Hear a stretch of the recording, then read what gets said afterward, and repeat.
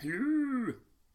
Perhaps it was some sort of providence that I should get the flu real bad so that I don't get to comment anything uh, right after the Brussels.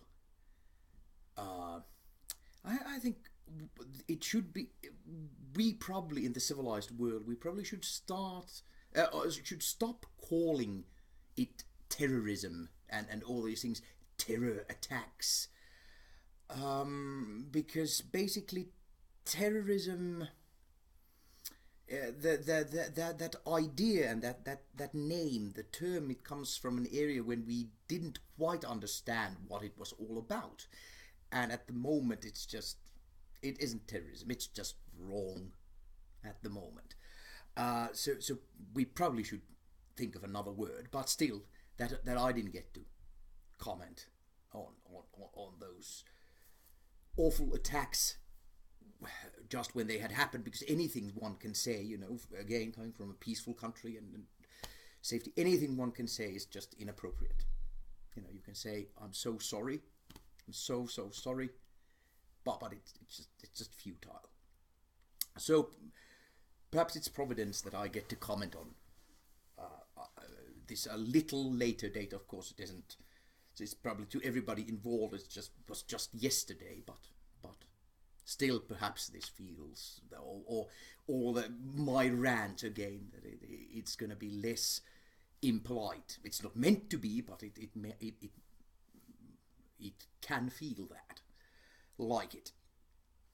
Anyway, so many things have happened during this during my sick leave, and I guess one has to comment on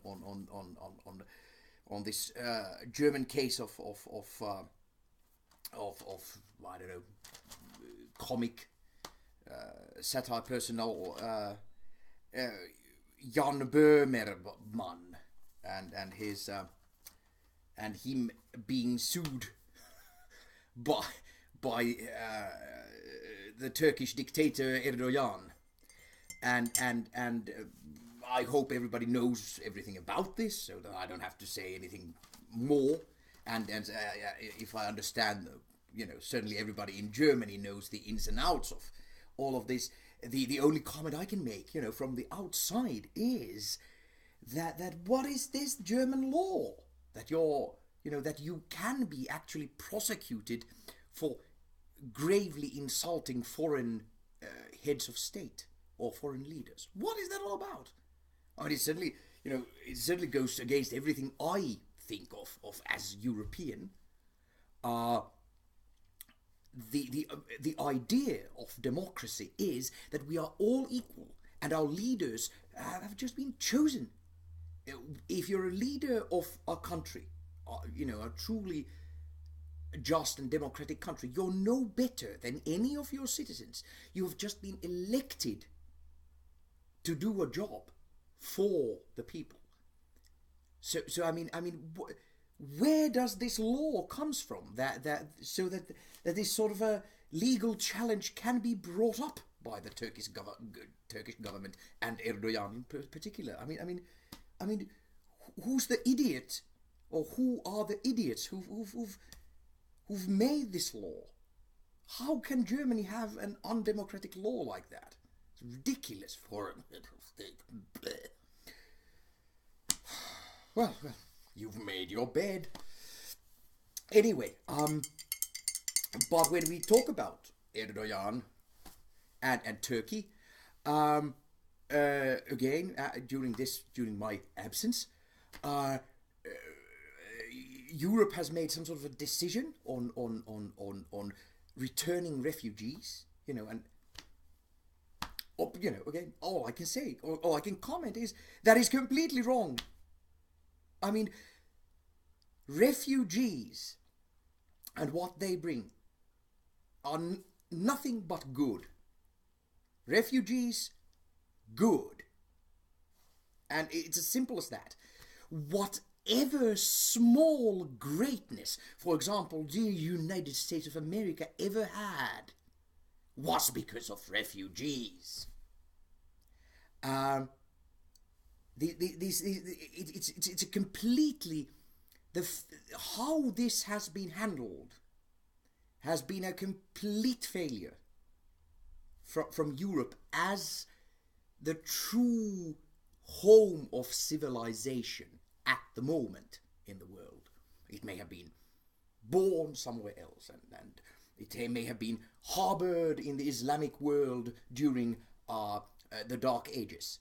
But for some time, Europe has been the leading part of the world for civilization. God damn it.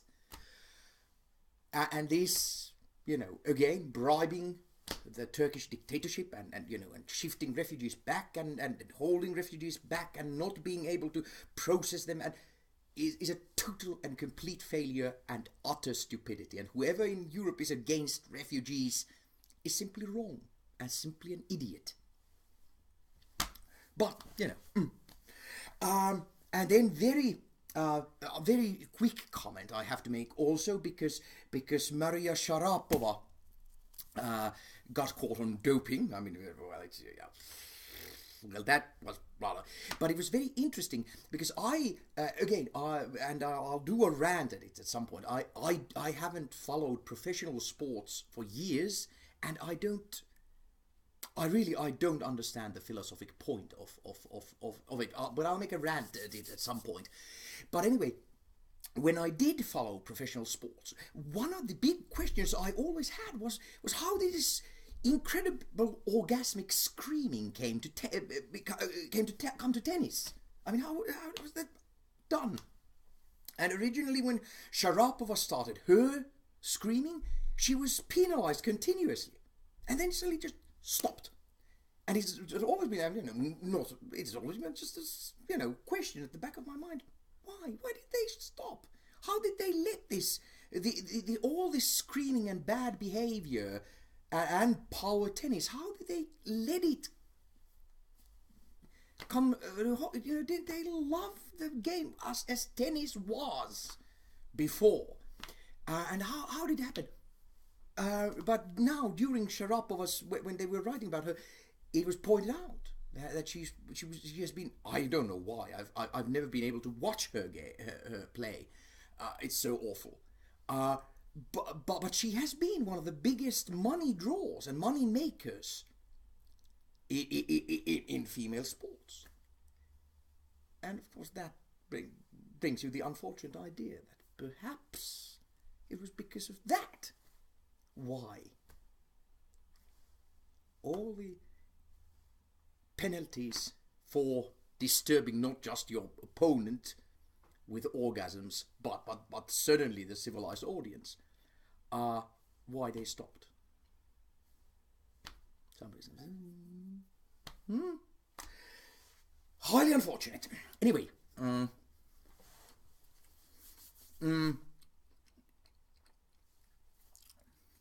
to Brussels.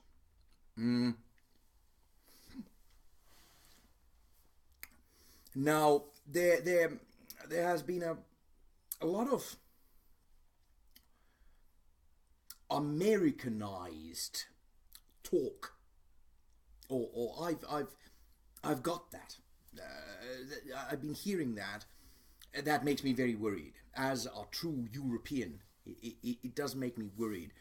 I have absolutely no idea how badly the Belgian Secret Service or Belgian police, how badly their Secret Service work failed so that this was possible.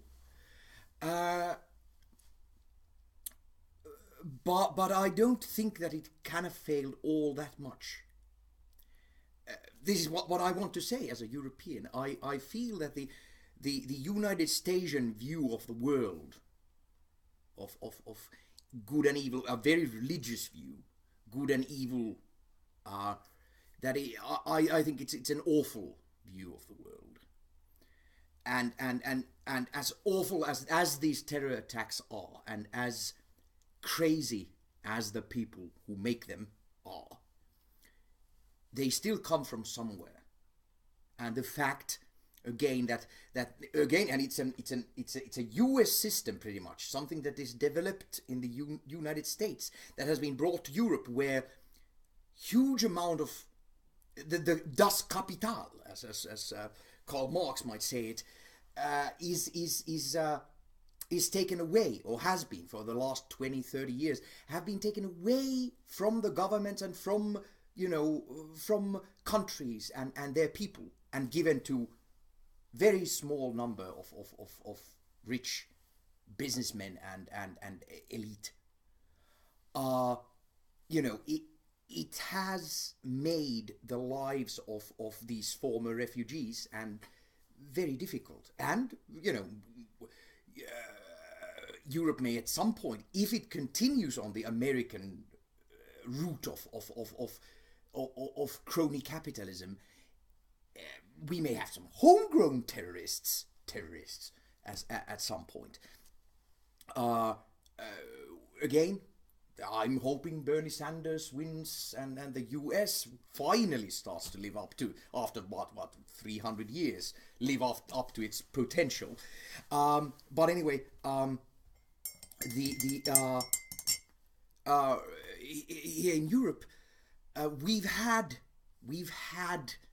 a much better system where governments have had more money for social security and for division of wealth.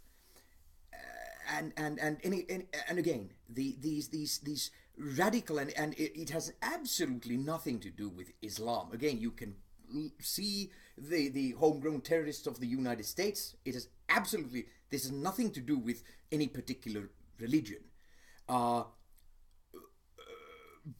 But these terrorists, they've, you know, they come from poor economic conditions. And again, since it is mostly again the United States and the British leading the destabilization of the Middle East, it's not just that here, when you have children of refugees whose social conditions are so bad that they become terrorists, we also the ordinary people in many Middle Eastern countries, their living conditions are below hell. And the fact that we don't actually worldwide, that we don't have any more terrorists, is actually a great testament to the fact that humans are actually, and I'm so happy, I've always known it, I'm very happy that science is finally catching up and we're actually starting to get some proof of the fact that humans are basically good. Again, the old religious idea that a man is born a sinner, that a man is born bad, complete crap, of course. But the psychological idea that we're born neutral and then something, also I've never quite agreed with that. And I'm very happy that science is slowly coming to the conclusion that we are actually good by nature. I think that we are. And it's a great testament to the goodness of mankind, the fact that we don't have even, you know, so many more terrorists. Actually, the fact that the United States still exists, even though, you know, everybody can, you know, go to the milk store and buy themselves an Uzi. You know, the fact that the country has not totally collapsed, almost, but not totally, is a great testament to the fact that man is actually good by nature. So anyway, but I mean, again, we Europeans, we should not go into this game, you know, that firstly you create awful living conditions for people, not just in your own country, but in other countries. And then when they become crazy after years and years of awful, absolutely horrible living conditions, then you create this huge secret service machinery and you start a war against terror? What the heck? Wars are between civilized countries and there are rules and so on. And the word is only used so that you can start doing very awful things in the name of war on terror. But that we Europeans, we should not play this game.